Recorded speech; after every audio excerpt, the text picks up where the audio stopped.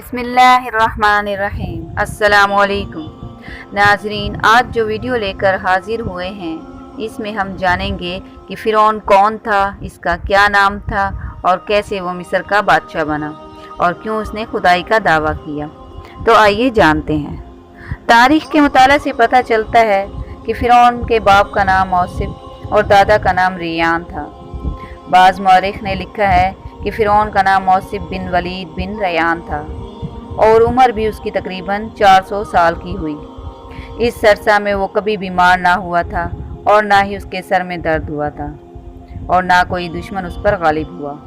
और फ़िरौन भी इसको इस वजह से कहते हैं कि इसने खुदाई का दावा किया था। इस मलून ने जब खुदाई का दावा किया तो अल्लाह ताला ने इसको बहुत सी बलाओं में गिरफ्तार किया और तारीख से मालूम होता है कि इसकी पैदाइश बलग में हुई थी। जब वो बड़ा हुआ तो वो सैर व सयाहत को निकला। सैर व सयाहत करता हुआ वो बियोसखना शहर पहुंचा। इस जगह हामान से मुलाकात हुई क्योंकि हामान इसी शहर का बाशिंदा था। जब इनका आपस में रब्त कायम हुआ तो हामान ने फ़िरौन से कहा कि मैं भी तुम्हारे साथ सैर को चलूँगा और दुनिया के हालात मालूम करूँगा। चुनाचा वो दोनों मिस्र शहर में आए। वो एक खेत में जाते हैं और खेत वाले से खाने का सवाल करते हैं। खेत वाले ने इनसे कहा कि भाई ऐसा करो कि तुम दोनों हमारा माल बाज़ार ले जाओ और वहाँ जाकर फ़रोख्त करो। जब ये माल तुम लोग फ़रोख्त कर दोगे तो फिर हम तुमको खाने के लिए कुछ देंगे। ये सुनकर फ़िरौन ने हामान से कहा तुम यहीं रहो, मैं ये माल ले जाकर बाज़ार फ़रोख्त करता हूँ। चनाचा उसने ऐसा ही किया। फ़िरौन माल लेकर बेचने को शहर गया और दुकानदारों ने उससे कहा कि हम तो सौदा उधार ख़रीदते हैं और नकद में फल और तरकारी नहीं खरीदते और जिसकी जो कीमत होती है इसको माल फ़रोख्त करके दे देते हैं। हमारे शहर का तो यही दस्तूर है। फ़िरौन कुछ देर सोचता रहा और फिर वो माल इसी वादा पर बेचकर वापस इसी जगह आ गया और मालिक से आकर कहा कि ये काम अच्छा नहीं। इतना बोलकर वो वहाँ से चल दिया। अब फ़िरौन को किसी अच्छे काम की तलाश थी जिससे वो ज़्यादा से ज़्यादा माल व दौलत कमा सके। इसके बाद फ़िरौन बादशाह मिस्र के दरबार में चला गया और इसकी खिदमत में जाकर दरख्वास्त पेश की कि मैं बहुत दूर से आया हूँ, बहुत गरीब हूँ, खाने पीने से भी आजिज़ हूँ। फिदवी को किसी काम पर मामूर फरमा कर सरफराज फरमाएं। इस बदबख्त का नसीब बेदार था। बादशाह मिस्र ने पूछा तू कौन सा काम करना चाहता है? बादशाह मिस्र की ये बात सुनकर फ़िरौन बोला कि मुझे मिस्र के कब्रिस्तान की दारोगी दे दी जाए कि मेरी इजाज़त के बगैर कोई वहाँ मुर्दा ना दफन करने पाए। ये सुनकर बादशाह मिस्र ने इसको कब्रिस्तान की दारोगी दे दी। इस तरह मिस्र के कब्रिस्तान की दारोगी मिलते ही फ़िरौन बहुत खुश हुआ और खुशी खुशी कब्रिस्तान के दरवाजे पर जाकर बैठ गया। क़ज़ाए इलाही से ऐसा हुआ कि इसी साल मिस्र में वबा फैल गई और बहुत से लोग मरने लगे। फ़िरौन ने जब ये देखा तो इसने हर एक लाश के वारिसों से एक दरम सोने का लेना शुरू कर दिया। इस तरीके से थोड़े ही दिनों में इसके पास बहुत सा रुपया जमा हो गया और वो अमीर हो गया। अब फ़िरौन ने यह सोचा कि क्यों न मिस्र के तमाम कब्रिस्तानों की दारोगी ले ली जाए। चनाचा उसने मुकर्रबान बादशाह को पैसे देकर तमाम मिस्र के कब्रिस्तान की दारोगी ले ली। इस तरह फ़िरौन कब्रिस्तान की दारोगी के ज़रिए बादशाह मिस्र के ख़जाने में बहुत सा पैसा जमा करवाता और मिस्र का बादशाह बहुत खुश होता और अपनी जहालत की वजह से इससे बहुत प्यार करता और इसे बहुत इज़्ज़त एहतराम देता। इत्तफ़ाक़न क़ज़ाए इलाही से मिस्र का वज़ीर मर गया और फ़िरौन बादशाह मिस्र का बहुत मुकर्रब बन चुका था।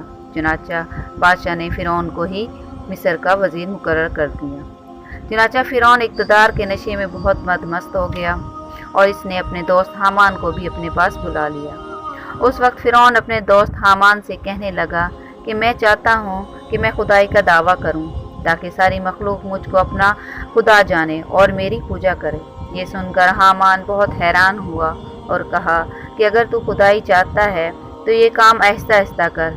सबसे पहले बनी इसराइल को अपने हाथ में ले लो और उनके दिल में अपनी मोहब्बत पैदा करो। हामान की बात सुनकर फ़िरौन ने कहा कि ऐसा करने के लिए क्या किया जाए कि ये लोग मुझे अपना खुदा मान लें, क्योंकि इस वक्त तमाम लोग हज़रत यूसुफ़ अलैहिस्सलाम के दीन पर कायम थे। ये सुनकर हामान कुछ देर सोचता रहा और फिर یہ تدبیر نکالی کہ بادشاہ مصر سے یہ درخواست کی جائے کہ میں چاہتا ہوں کہ مصر کے تمام لوگوں کی تمام خواہشیں مفت پوری کی جائیں اور ان لوگوں کے تمام تر اخراجات میں اپنی جیب سے ادا کروں گا، اور لوگ جو چیز بھی حاصل کرنا چاہیں وہ مفت میں حاصل کر سکتے ہیں۔ چنانچہ اس وقت بادشاہ مصر نے فرعون کی یہ بات سن کر اس کی درخواست قبول کر لی اور 1 سال کے لیے مصریوں کو یہ رعایت فراہم کر دی، اور فرعون نے 1 سال میں ہونے والے تمام اخراجات کی رقم بادشاہ مصر کے خزانے میں جمع کروا دی، اور یہ اعلان کروا دیا کہ اس سال خزانہ رعایتوں پر معاف ہے، اور ہم نے اپنی طرف سے تمام تر اخراجات کی رقم بادشاہ مصر کے خزانے میں جمع کروا دی ہے، اور مزید 2 سال کے اخراجات کی معافی کے لیے بھی ہم نے سرکار عالی میں درخواست کی ہے، اور وہ بھی قبول ہو گئی ہے۔ یہ سن کر مصر کی تمام رعایا بہت خوش ہوئی۔ غریب مسکینوں نے سب نے فرعون کی ترقی کے لیے دعائیں کی۔ مصر کی رعایا فرعون کے اس عمل سے بہت خوش تھی، اور چند روز بعد قضائے الہی سے مصر کا بادشاہ اپنی موت مر گیا۔ مرنے والے بادشاہ کا کوئی بھی ولی وارث نہ تھا جو اس کے تخت پر بیٹھتا۔ بادشاہ مصر کی تجہیز و تکفین کے بعد 3 دن تک تعزیت کی گئی، اور چوتھے روز شہر کے تمام لوگ، قاضی، مفتی، عالم، فاضل، امراء و رعبا، چھوٹے بڑے سب دربار میں حاضر ہوئے اور کہنے لگے کہ بادشاہ کے تخت پر کس کو بٹھانا چاہیے، کیونکہ مصر کے لوگوں نے فرعون سے نیکی دیکھی تھی۔ اس نے 3 سال کا خزانہ مصر کے لوگوں کو معاف کروایا تھا، اور ان کے اخراجات کا 3 سال کا پیسہ بادشاہ مصر کو دیا تھا، اس لیے سب اس سے بہت خوش تھے۔ یہ خیر خواہی دیکھ کر سب نے فرعون کو تخت پر بٹھا دیا۔ اس طرح یہ فرعون مصر کا بادشاہ بن گیا۔ جب فرعون بادشاہ بن گیا تو اس نے حامان کو اپنا وزیر مقرر کر دیا اور کہنے لگا کہ اب پورا ملک مصر ہمارے ہاتھ میں ہے۔ اس نے حامان سے کہا، اب کوئی ایسی تدبیر کرنی چاہیے کہ تمام لوگ مجھے خدا کہیں اور مجھے خدا جان کر میری عبادت کریں۔ اس پر اسے حامان نے مشورہ دیا کہ پہلے مصر میں یہ حکم جاری کیا جائے کہ اس وقت تمام علماء اپنے تمام تدریسی سلسلے کو بالکل ختم کر دیں۔ اس تدبیر سے آہستہ آہستہ لوگ اپنے دین سے بے خبر ہوتے جائیں گے، اور جو آئندہ پیدا ہوں گے وہ سب کے سب بغیر علم کے جاہل ہوں گے۔ حامان کی یہ بات سن کر فرعون نے حکم دیا کہ فوراً درس و تدریس کو بند کر دیں، ورنہ ہم ان سب کو قتل کرا دیں گے۔ یہ سن کر سب نے قتل کے ڈر سے درس و تدریس کا سلسلہ بند کر دیا۔ چنانچہ چند ہی روز گزرے تھے کہ سارا ملک جاہل بن گیا۔ اس کے بعد فرعون نے حکم کیا کہ تمام لوگ بتوں کو سجدہ کیا کریں۔ بس ایک قبطی قوم جو کثیر تعداد میں تھی، اس نے بت پرستی شروع کر دی، اور یہ سلسلہ تقریباً 20 سال تک جاری رہا۔ پھر اس کے بعد فرعون نے اعلان کرایا، جس کو قرآن نے نقل فرمایا ہے، وَحَشَرْنَا فَنَادَى فَقَالَ أَنَا رَبُّكُمُ الْأَعْلَى۔ بس لوگوں کو جمع کیا، پھر ان لوگوں سے کہا کہ میں ہوں رب تمہارا سب سے بڑا اور بلند۔ اس کے بعد تمام بتوں کو توڑ دیا، اور پھر اس قبطی قوم نے فرعون کو پوجنا شروع کر دیا۔